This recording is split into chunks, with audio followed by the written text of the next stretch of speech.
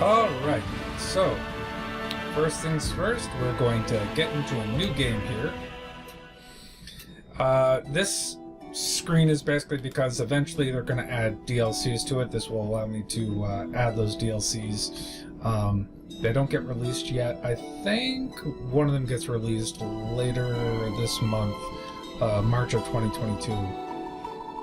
But hasn't been released yet, so we're just doing main story, and good God, look at that artwork. It's just gorgeous.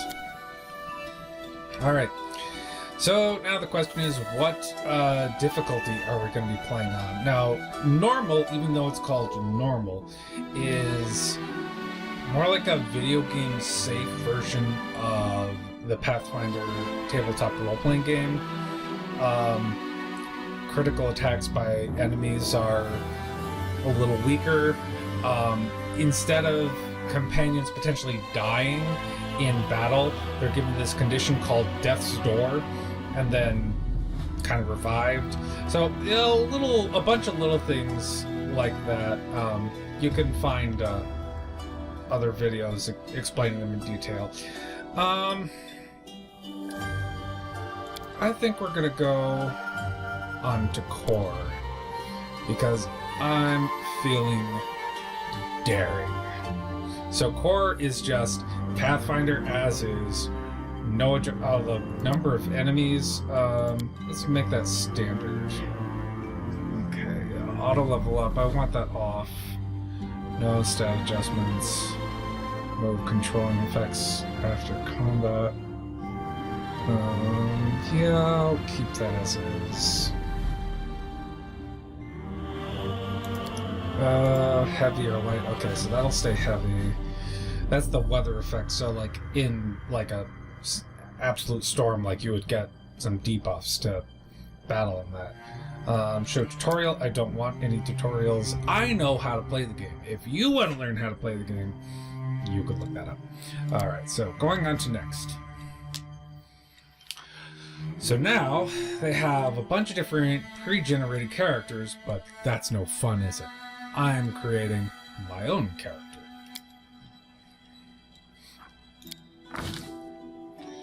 So they have a bunch of different portraits that you can make your character look like. Some of them are from their previous game, Kingmaker. Yeah, like down here and here. Some of them are new for this game. I, however, have installed a mod that will allow you to see a whole slew of new options, because that's what I do. I forget I mean, obviously this is a Nexus mod. Not obviously, but this is from a Nexus mod portrait pack. It doesn't actually like modify anything else in the game. It just adds a whole bunch of images that you can choose from to kind of dictate what you want your character to look like. And there is one that I really enjoy. Ooh, here we go. This guy. If you know me at all, you absolutely know why this is the one I go for every time. So next. So many of you would think that I might go Blood Rager or Sorcerer right out of the gate, because those are classes with bloodlines, specifically dragon bloodlines. However, I'm not going to do that. I'm actually going to start this character out as a monk. I know, just to throw you a curveball there. There are a bunch of different archetypes which kind of alter the monk class. Like, I could go over all of these different classes and explain them to you. Class is your job. They're, again, like, I'm not going to be going into depth about... Oh, yeah, see? No, that's a bug. But I'm not going to be going into depth into, like, each and every one of these and how they work. This is a very complex, in-depth game. Please, if you're interested, either pick the game up for yourself or, you know, watch a video explaining all this other stuff. So yeah, monks have, they're primarily like unarmed combatants. They can use ki to improve that. There's one that's built around a quarterstaff. There's one that's, I guess, I don't know, more of a buffer. I'm not sure. There's even one that's like, I guess, built for an archer, but we're going to go for Scaled Fist. Most monks utilize their wisdom in order to boost the rest of their stuff, like saves or armor or whatever. Not the Scaled Fist. The Scaled Fist goes by charisma instead. Now the description of this. Steeped in traditions that trace their origins to the warrior monks who trained under the tutelage of draconic masters, Scaled Fist eschew passive introspection in favor of unshakable confidence. Scaled Fists learn how to combine brutal intimidation with the brazen ferocity of an ancient worm to devastate their foes. Yeah, now you get why, huh? Very me, as I would say. And yeah, I am going to stick with ASMR for a very specific reason. So it's partly I'm following a build, but I'm also how shall I put this? This is a game with a very steep difficulty I guess curve, and unless you're playing unless you're playing a more optimized character, this is a game that will very easily like start just punching you right in the dick repeatedly. So picking ASMR, and specifically I'm going to go for Angel Blood.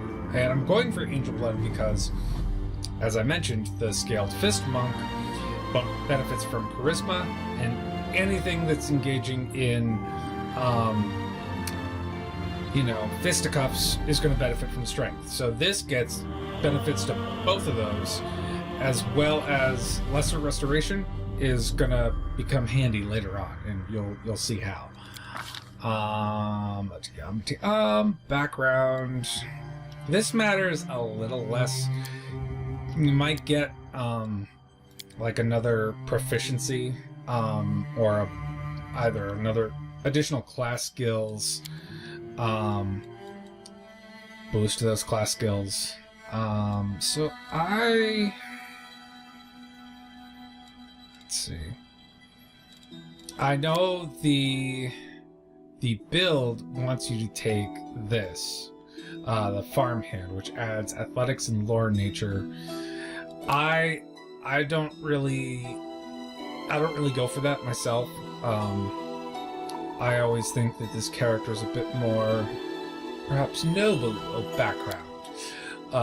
Perhaps someone who is taught how to, present himself to others in a very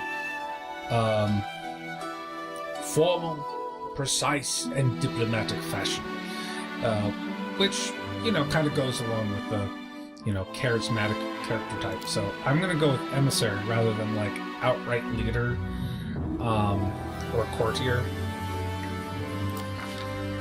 All right, and here's where the crunch starts. This is where the stats go. So I already have a +2 to strength and charisma. I'm gonna add another 2 to both of those. Actually, I'm gonna bump them up to at least 16. Dexterity and Constitution are definitely going to become important later as well. Let's get strength up a little higher. Yeah. So I don't need to worry as much about intelligence, and wisdom, kind of the same. I don't want to dump anything. I don't want to make anything a dump stat. But this is a pretty solid array. Like, I'm going to be hitting things a lot. I'm going to be doing good damage to them. I'm going to be a little more evasive. I'm going to, have a decent amount of hit points, but I'm also going to have, a lot of the bonuses that I need.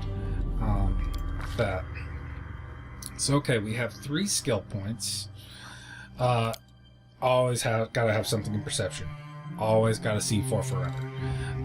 Now, for reasons, I'm also going to be putting one into Knowledge Arcana. That will come up later. And I'm also going to put one in Persuasion. I want this guy, since I'm kind of building up him as this charismatic type, I want him to be able to convince other people that what I think is right. So now we go on to Feats. I think I'm gonna pick dodge as 1. So this makes me less easy to get hit because I get a dot. You rarely get dodge bonuses,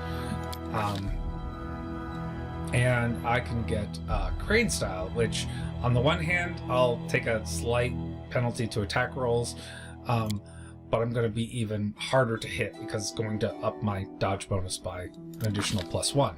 That'll be cool. So, deities. I wish they had other deities that I could potentially take. Personally, I'm a huge fan of like Dungeons & Dragons Forgotten Realms. Even if they had like the draconic deities available, which I know it's an afterthought in a game like this. I'm a dragon guy at heart. But you know, that not being an option, normally I would go for, you know, full-on atheist. But that's actually going to lock me out of something that would be really useful later on. So,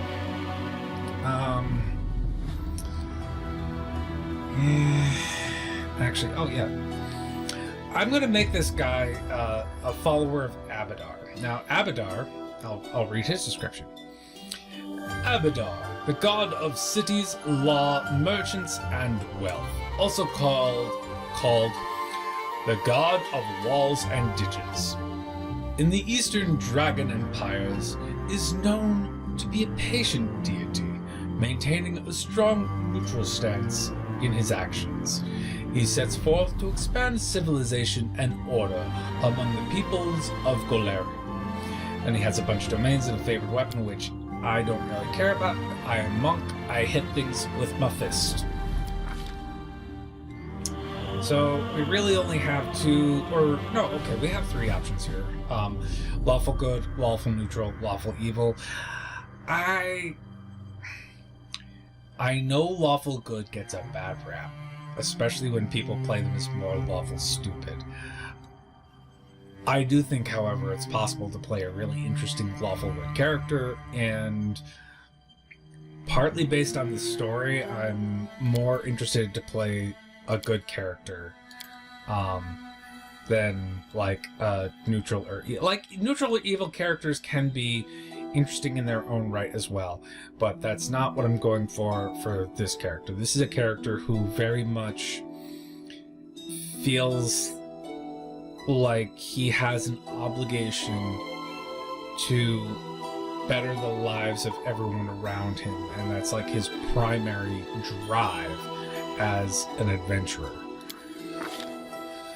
So now let's make this guy look at least somewhat like his portrait. So let's see. That I think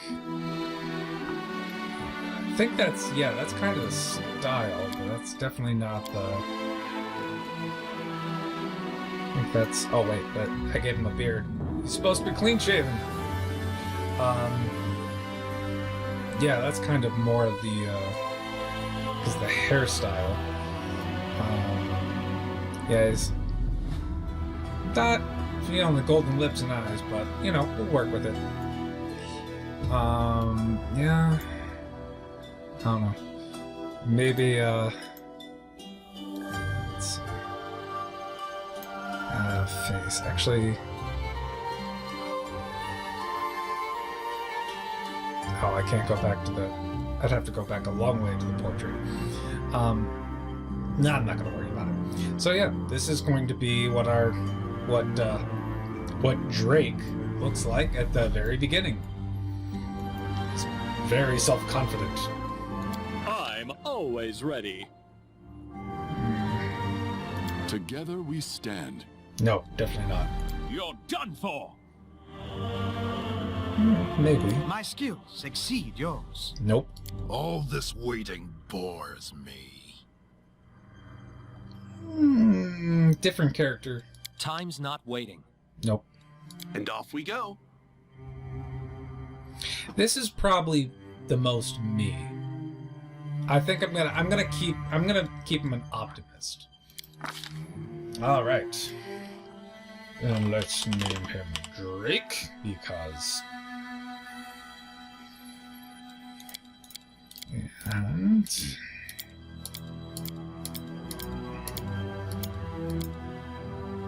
Yeah. I'll make him his birthday, Erastus. The 12th. Beautiful. Alright, and this is Drake in all of his character glory. So now we will get ready to start a brand new game of Pathfinder Wrath of the Righteous with this character Drake.